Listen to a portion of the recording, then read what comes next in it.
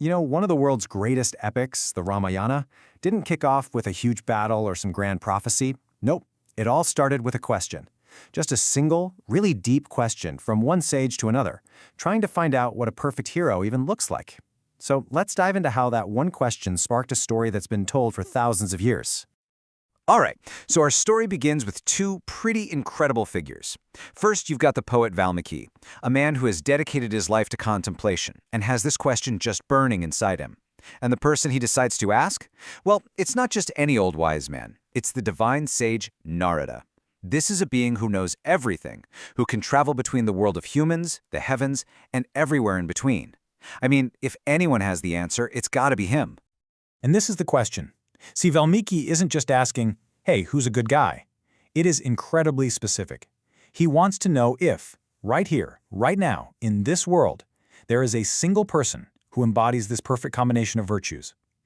This one single question is basically the seed from which this massive epic tree is going to grow. Now this is a really important point. Valmiki wasn't looking for a god. He already knew all about the gods. He was after something else, something we could all relate to, but at the same time, something to aspire to. He was looking for a human being, a mortal man, whose life could be the ultimate example for the rest of us.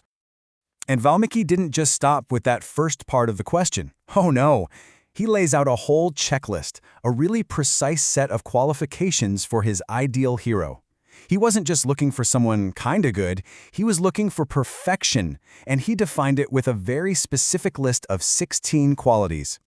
So, why 16? Well, that number is no accident. It's actually deeply symbolic. These 16 qualities are said to line up with the 16 phases of the moon. So the hero Valmiki is searching for needs to be just like the full moon, totally complete, shining bright, and just a pleasant, calming sight for everyone. And this list, it sets an almost impossibly high standard. It covers everything. You've got inner mastery, like being self-composed, not jealous. You've got moral strength, being truthful, grateful. And then you have how he acts in the world. He's got to be powerful, capable, and get this, genuinely interested in the well-being of all creatures. It's basically describing a person who has achieved total balance and mastery. So you'd think Sage Narada, who knows everything, might just laugh and say, good luck finding that guy. But he doesn't. Actually, the text says he's delighted by the question. He knows that such a man, as incredibly rare as he might be, actually exists. And he tells Valmiki to listen up, because he's about to get his answer. With these words, Narada basically says, look, I get it. The bar you've set here is ridiculously high. These qualities you're talking about are, for most people, unattainable. But then comes the big turn. He says, but I have known such a man, and I'm going to tell you about him. Can you imagine the anticipation at that moment? And there it is, the answer, a single name, Rama. This is the very first time we hear the name of our hero, and he's presented as the living, breathing fulfillment of that impossible 16-point checklist. And Narada doesn't just drop the name and walk away. He immediately starts explaining why Rama is the answer. He comes from a noble line. He's wise, speaks beautifully, and has a strong moral compass. He's powerful enough to destroy his enemies, but he's also incredibly steady, in complete control of himself, and basically loved by everyone. The picture of this perfect hero is starting to become crystal clear. To really drive home just how epic Rama's character is, Narada uses these amazing comparisons. He says his courage is like the god Vishnu's. His looks are as pleasing as the moon. His ability to forgive is as vast as the earth itself. But, and this is key, if you push him too far with injustice, his anger is like the fire that ends the world. He's this perfect balance of incredible power and deep, deep compassion. But here's the thing. A list of qualities is one thing. Narada knows he needs to show, not just tell. So to really prove that this man is the real deal, he does something even more amazing. He tells Valmiki Rama's entire life story, from start to finish, as the ultimate evidence. So, what Valmiki is about to hear is basically the world's first summary of the Ramayana.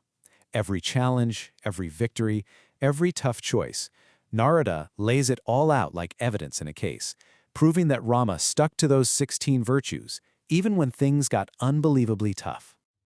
And the story Narada tells is just, wow. Rama, the rightful king, agrees to be exiled for 14 years just to honor his father's promise. That's his truthfulness right there.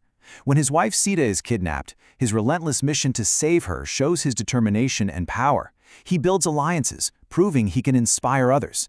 His army builds an impossible bridge to Lanka, and he wins a massive war against the demon king Ravana, showing his unmatched courage. And finally, he returns home to become king, completing his journey. Now, Narada's summary doesn't shy away from the really tough moments either.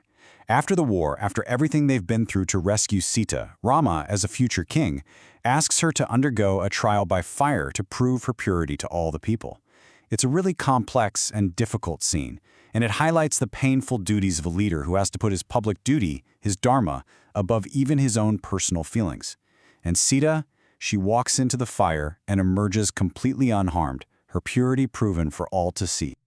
So, after laying out this whole incredible life story, Narada brings it all home. He explains the legacy of Rama's life. See, the story doesn't just end with a battle won, it ends with the creation of an ideal, a perfect kingdom that is a direct reflection of its perfect king. This ideal is called Rama Raja, the rule of Rama. And according to Narada, when Rama is king, the world becomes this amazing place. People are happy and righteous. There's no sickness. No one's afraid of going hungry. There's no crime. It's a golden age. And it's all a direct result of a perfectly virtuous hero finally taking his rightful place.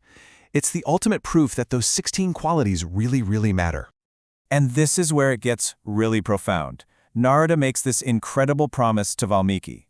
He says that the story he just told, the story that is about to become the Ramayana, is more than just a good tale. It's holy. It has the power to wash away sin and to grant merit. He says that just by reading or hearing this legend, a person can be liberated. So there you have it, an entire epic born from a single question about what it means to be a perfect human being. Narada's answer suggests that the story of a perfect life is so powerful it can literally change the person who hears it. And that leaves us with a pretty big thought to chew on. What is it about a great story, a story of virtue, of struggle, and of victory, that gives it that kind of transformative power?